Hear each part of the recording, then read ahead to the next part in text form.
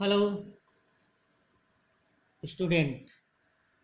Science first second का science second का 8वां chapter कोशिका विज्ञान एवं जैव प्रौद्योगिकी में आप लोग जैव प्रौद्योगिकी के व्यवहारिक उपयोग पढ़ रहे थे। व्यवहारिक उपयोग में मानव स्वास्थ्य के बारे में पढ़ा जा रहा था। उसमें अगला टॉपिक है क्लोनिंग। क्लोनिंग का क्या अर्थ होता है?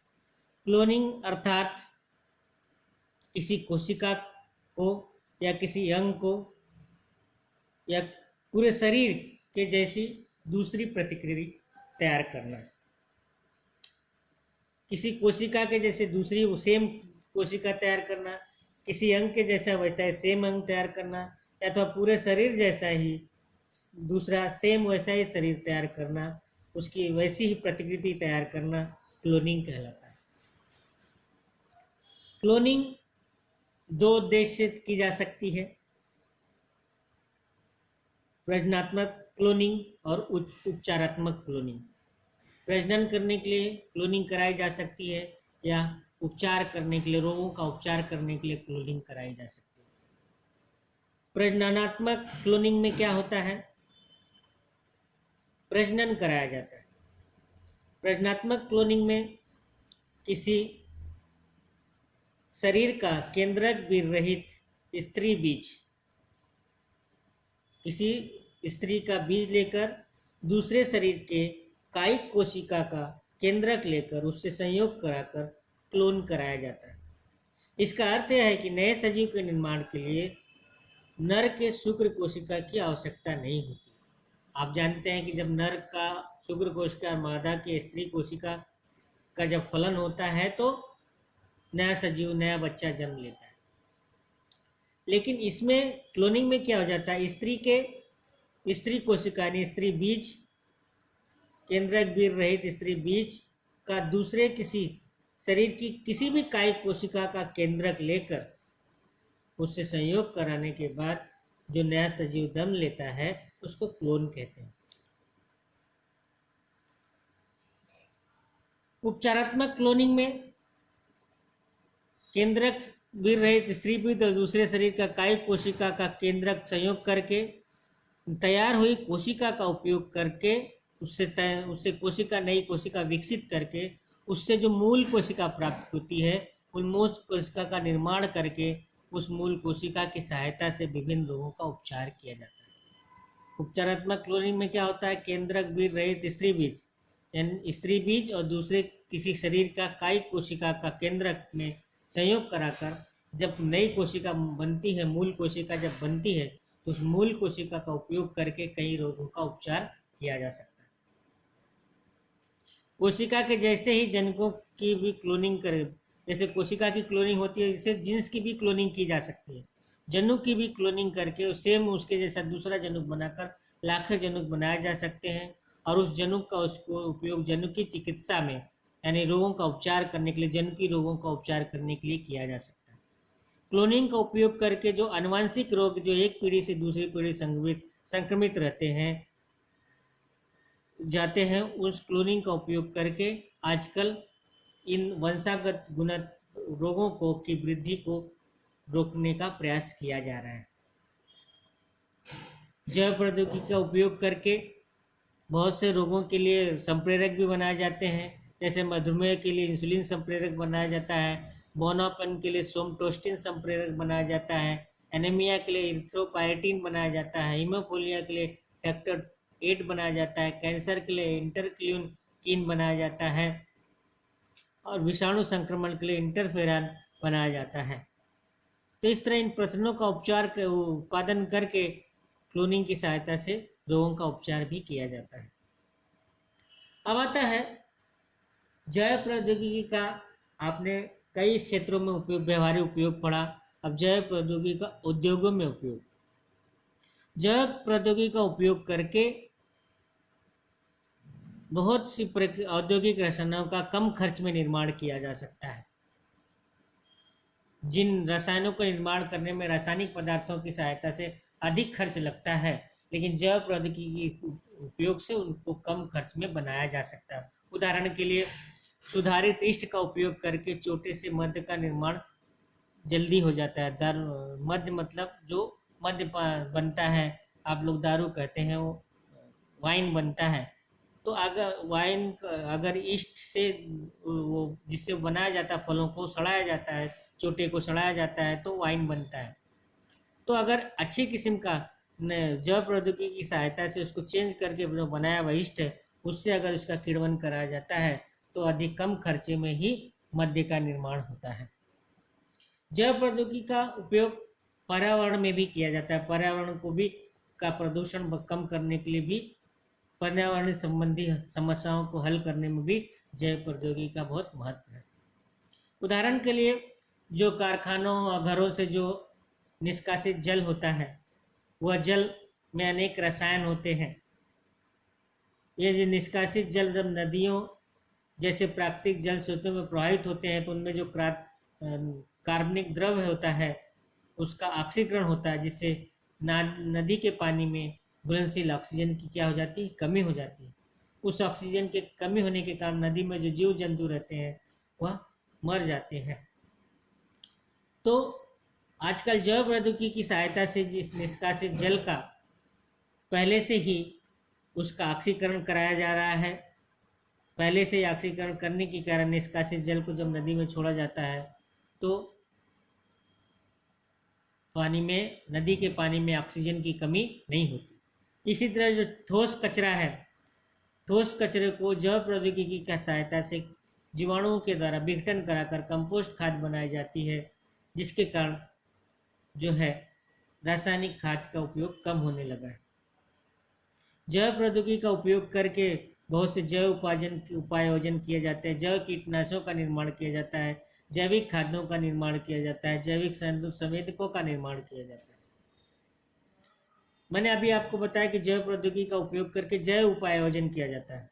जैव उपायोजन का मतलब क्या है? जैव उपायोजन का अर्थ है वनस्पति और अथवा सूक्ष्म जीवों की सहायता से निष्कासित जल, प्रदूषित भूमि का प्रदूषण कम करना, निष्कासित जल को साफ करना या विषैले रसायन और प्रदूषकों को नष्ट करना, किसका उपयोग करके? वनस्पतियों और सूक्ष्म जीवों का उपयोग करके। इसी को हम जैव उपार्जन कहते हैं। जैव उपार्जन के कुछ प्रकार आपकी बुक में दिए गए हैं। पहला है स्यूडोमोनास या जीवाणु, जो है दूषित पानी और जमीन में से हाइड्रोकार्बन और तेल जैसे प्रदूषकों को अलग कर देता है। स्यूडोमोनास क्या करता है? जीवाणु, स्यूडोमोनास नामक जीवाणु जो होता है दूषित पानी में और जमीन से हाइड्रोकार्बन और तेल जैसे प्रदूषकों को अलग करके उनको साफ कर देता है। टेरिस विटाटा नामक यह फर्न प्रजाति की एक वनस्पति है जो जमीन में अगर आर्सेनिक का प्रदूषण हुआ, आर्सेनिक धातु अधिक मात्रा में हो गई है, तो उस जमीन में अगर आप टेरिस विटाटा वनस्पति उगाओगे तो वह आर्सेनिक धातु को अवशोषित कर लेती है जमीन में, जिससे जमीन का प्रदूषण कम हो जाता है। भारत में जंतु दृष्टि से निर्मित की गई सरसों की एक प्रजाति है जो जमीन में स्थित सेलेनियम खनिज को बड़ी मात्रा में अवशोषित करके जमीन का प्रदूषण कम करती है। इसी तरह सूरजमुखी जो है यह यूरेनियम और आर्सेनिक को अवशोषित करके जमीन का प्रदूषण कम कर देती है। डाइक्नोकोकस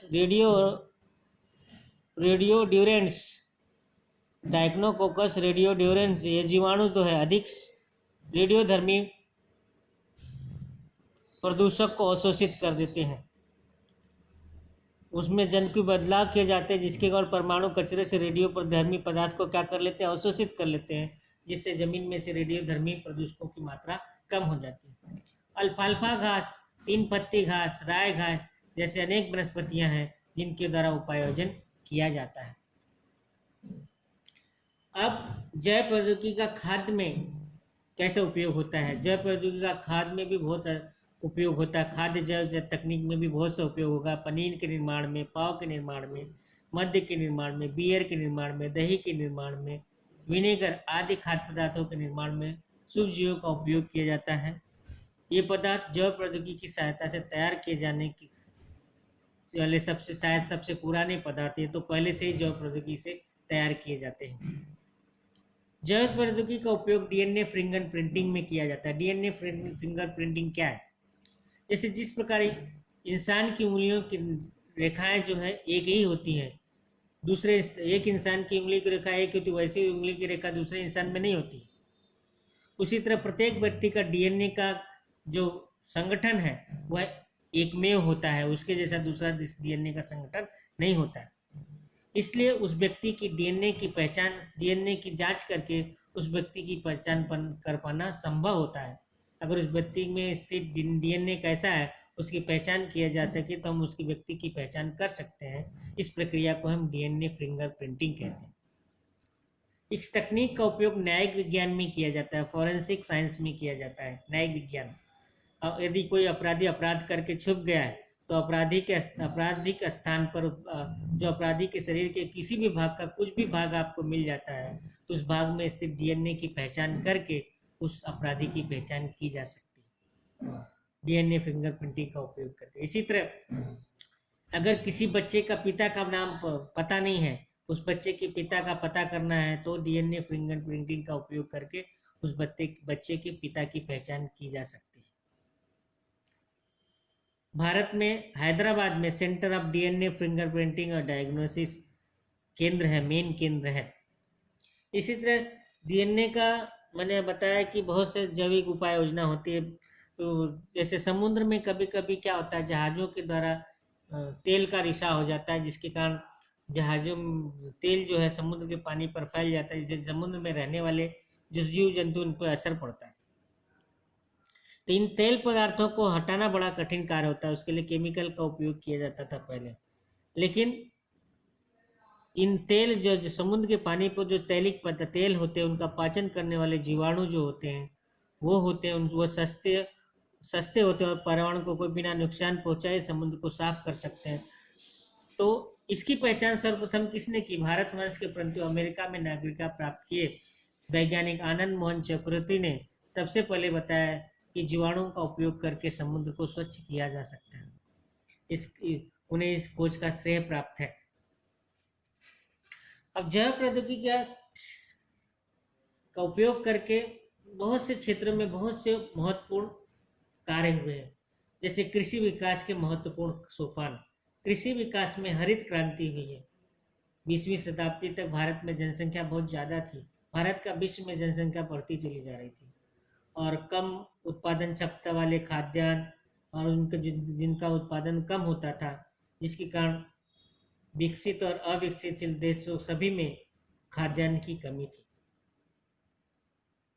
अब कम खेत में अधिक मात्रा में फसलों का निर्माण कैसे किया जाए, यह वैज्ञानिकों के सामने समस्या थी।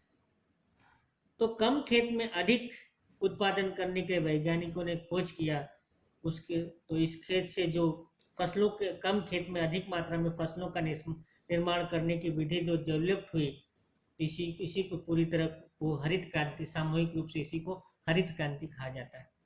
इस हरित क्रांति में गेहूं और धान की सुधारित प्रजातियां, खाद और कीटनाशकों का उपयोग, जल की व्यवस्था, इन सभी बातों को ध्यान में रखकर जब क्रांति की गई तो जैविक उत्पादन में वृद्धि हुई, जिससे पूरे विश्व की जनसंख्या भुखमरी से बच गई।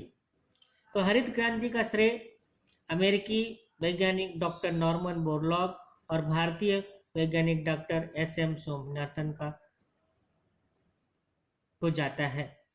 हरित क्रांति में इन दोनों ने बहुत ज्यादा अधिक मूल्यवान योगदान दिया, डॉक्टर नॉर्मन बोरलॉग और भारतीय वैज्ञानिक एस.एस. स्वामीनाथन। इन दोनों ने हरित क्रांति में बहुत ही बड़ा योगदान दिया है। भारत में भी इसी तरह फसलों के उत्पादन और वृद्धि के लिए बहुत से संशोधन कार्य चलते रहते हैं। भारत में अनेक जगह पर संस्थाएं चल रही हैं। फसलों के उत्पादन के लिए नई नई प्रजातियों का निर्माण करने के लिए सोच चल रहा है। उसके लिए बहुत सारी प्रयोगशालाएं काम कर रही हैं। कुछ संस्थाओं के नाम आपके बुक में दिया है, जैसे भारतीय कृषि संशोधन संस्थान दिल्ली, IARI, नींबू वर्गीय फसलों के राष्ट्रीय संशोधन केंद्र ICAR-CCRD, उसकी और भी विभिन्न शाखाएं हैं। भारतीय विज्ञान संस्था IIS, राष्ट्रीय अनार संशोधन संस्था सोलापुर, ऐसी अनेक संस्थाएं हैं जो फलों की नई प्रजातियों का संशोधन करके उनका निर्माण कर रहे हैं, उनके उत्पादन में क्षमता को बढ़ाने का प्रयास किया जा रहा है हरित क्रांति के माध्यम से। हरित क्रांति में तो चावल और धान की बहुत सी, गेहूं की बहुत सारी प्रजातियां विकसित हुई हैं, उसके बारे में आप इंटरनेट से जानकारी ले सकते हैं। श्वेत क्रांति, श्वेत क्रांति क्या है? दूध के उत्पादन में वृद्धि करना श्वेत क्रांति कहलाता है।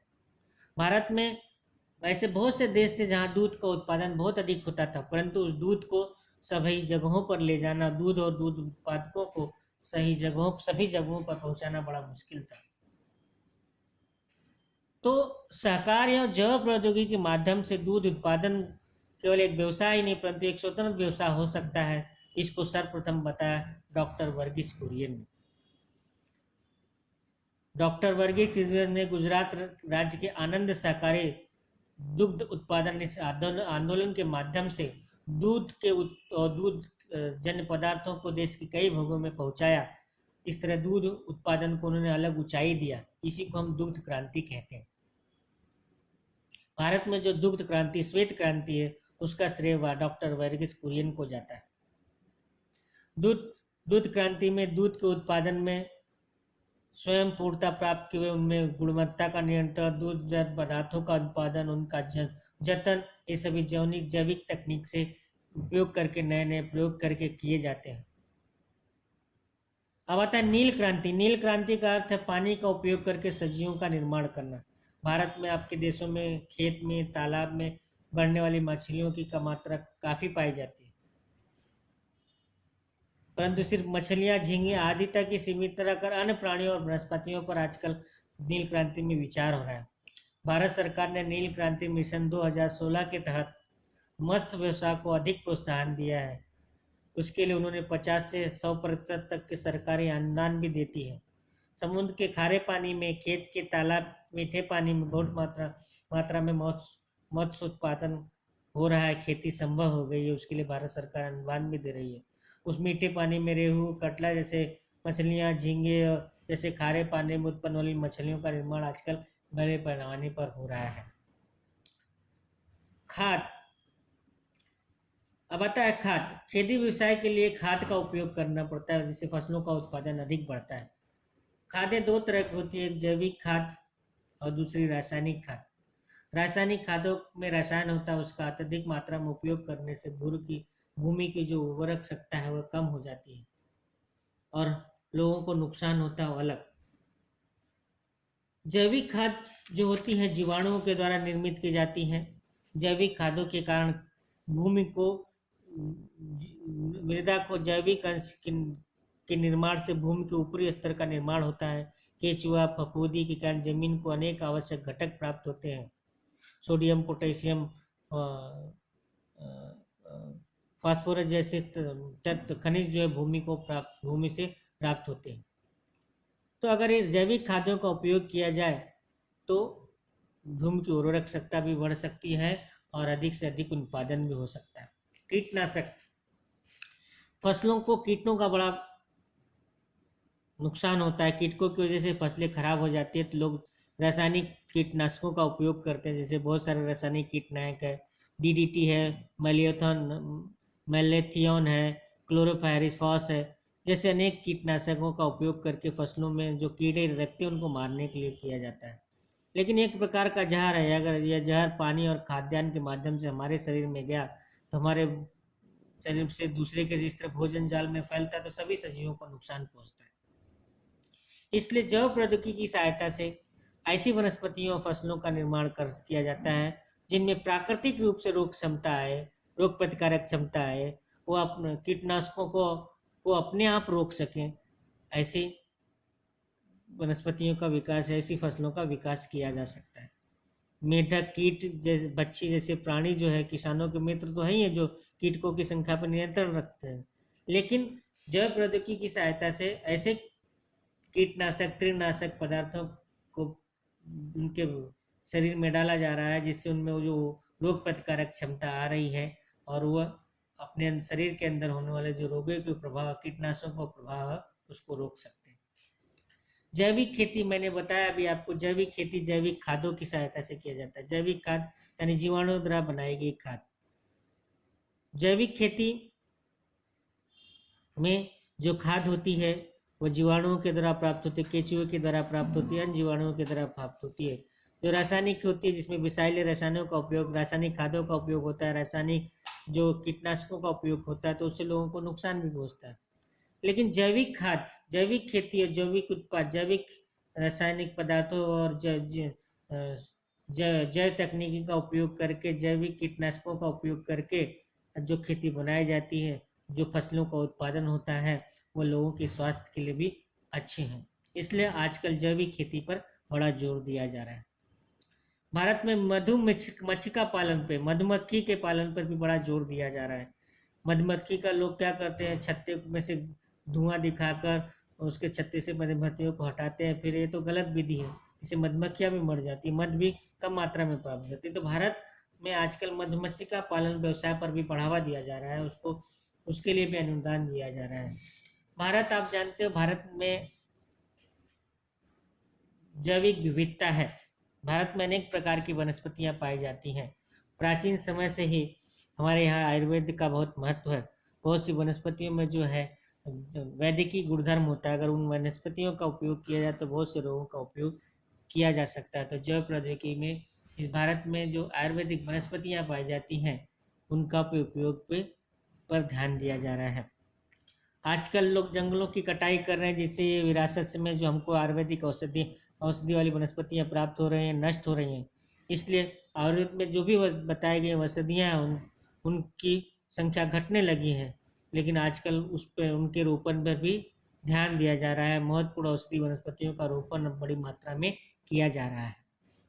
फल फल हमारे से कई पदार्थ निर्मित होते हैं। चॉकलेट बनता है, शरबत बनता है, जैम बनता है, जेली बनता है, आदि स्वादिष्ट पदार्थों का उपयोग के लिए फलों का उपयोग किया जाता है। आप जानते हैं फल नाशवान उत्पाद हैं, वो जल्दी ही खराब हो जाते हैं। लेकिन ये सभी चॉकलेट, शरबत, जेली आपको साल भर मिलती हैं। अब इनको साल भर सुरक्षित रखने के लिए रखना पड़ता है, शीतगृहों में रखना पड़ता है, उनमें नमक लगाना पड़ता है, शक्कर लगाना पड़ता है, हवाबंद डिब्बों में रखना पड़ता है। ये सभी क्रियाएं करनी पड़ती हैं। इन सभी क्रियाओं करने के लिए भी रसायनों का उपयोग होता था। आजकल रसायनों की अपेक्षा जैव प्रौद्योगिकी का उपयोग ज़्यादा किया जा रहा है फलों को सुरक्षित रखने के लिए। तो इस तरह आपका ये चैप्टर खत्म होता है। Okay, thank you.